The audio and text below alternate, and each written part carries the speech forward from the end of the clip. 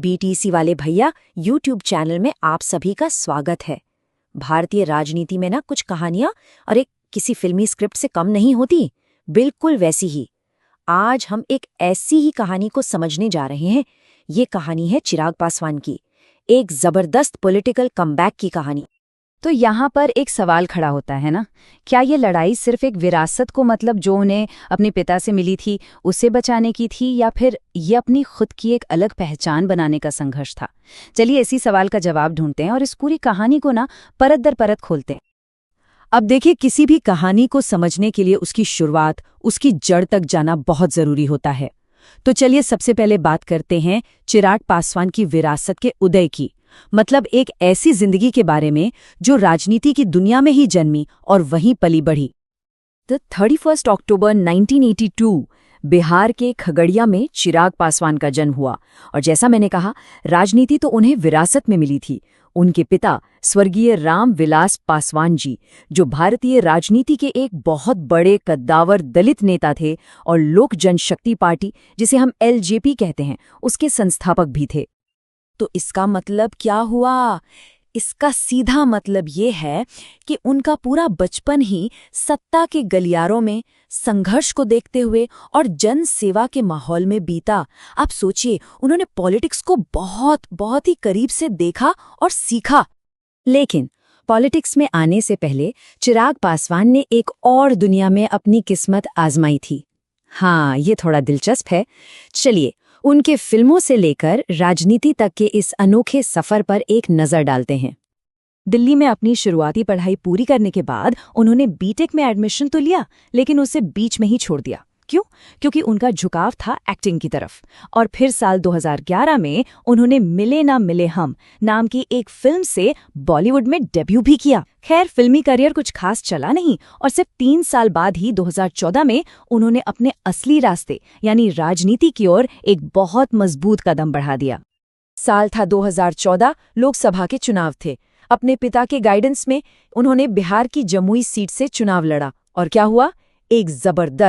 एक बहुत बड़ी जीत हासिल की। और यही जीत उनके पॉलिटिकल करियर की एक मजबूत नींव बनी। जमुई से जो जीत मिली ना, उसके बाद तो उन्होंने पीछे मुड़कर देखा ही नहीं।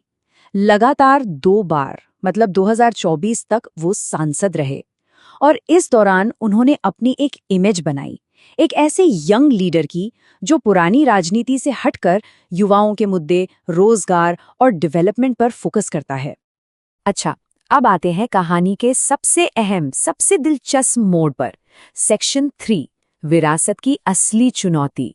सच कहूं तो ये उनके लिए किसी अग्नि परीक्षा से कम नहीं था। साल 2020, ये एक साल चिराग पासवान के पॉलिटिकल करियर का सबसे बड़ा और सबसे मुश्किल टर्निंग पॉइंट साबित हुआ। सोचिए, एक तरफ तो उनके सिर से पिता का साया उठ गया और ठीक उसी वक्त दूसरी तरफ उनकी अपनी पार्टी, लोक जनशक्ति पार्टी, अंदर से ही 2 टुकड़ों में बट गई। मतलब एक साथ मुसीबतों का पहाड़ टूट पड़ा था उन पे।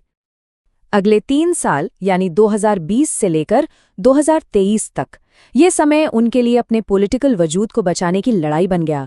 एक तरफ पार्टी 2 हिस्सों में बट चुकी थी और दूसरी तरफ उन्हें अपने ही चाचा पशुपति पारस से पार्टी पर अधिकार के लिए एक बहुत लंबी और मुश्किल कानूनी लड़ाई लड़नी पड़ रही थी।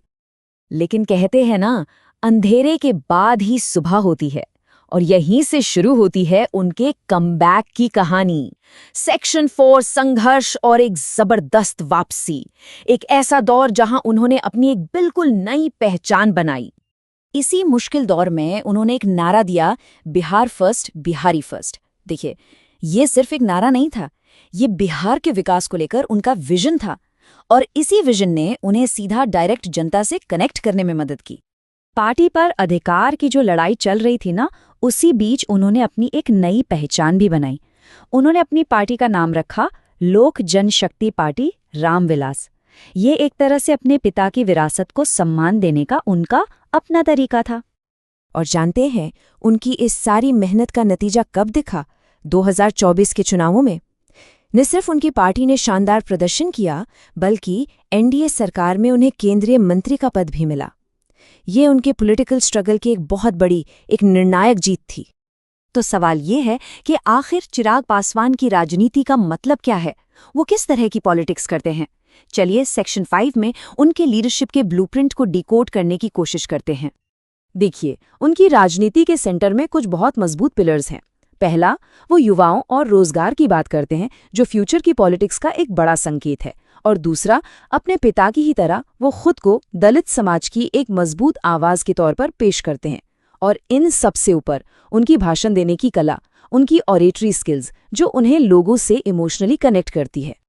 और मजे की बात यह है कि उनकी ये पॉलिटिकल इमेज उनकी पर्सनल प्रोफाइल से भी काफी मेल खाती है, जैसे कि वो अविवाहित हैं और युवाओं से लगातार बातचीत करते रहते हैं। ये सारी बातें उनकी एक यंग, मॉडर्न और इमोशनल लीडर की इमेज को और भी ज्यादा मजबूत करती हैं।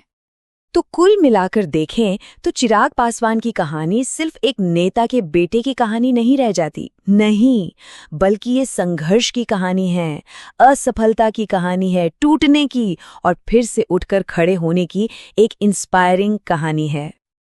आज की तारीख में चिराग पासवान बिहार और देश की राजनीति में नई पीढ़ी के एक अहम नेता के तौर पर खुद को स्थापित कर चुके हैं। लेकिन असली सवाल तो अब शुरू होता है कि यहाँ से उनका अगला पॉलिटिकल मूव क्या होगा। वो अपनी इस विरासत को किस नई दिशा में लेकर जाएंगे? खैर, इन सवालों का जवाब तो सिर्फ वक्त ही देगा। ऐसे ही और वीडियोस के लिए बीटीसी वाले भैया यूट्यूब चैनल को सब्सक्राइब जरूर करें। मिलते हैं अगले वीडियो में, तब तक के लिए टाटा बाय नमस्कार।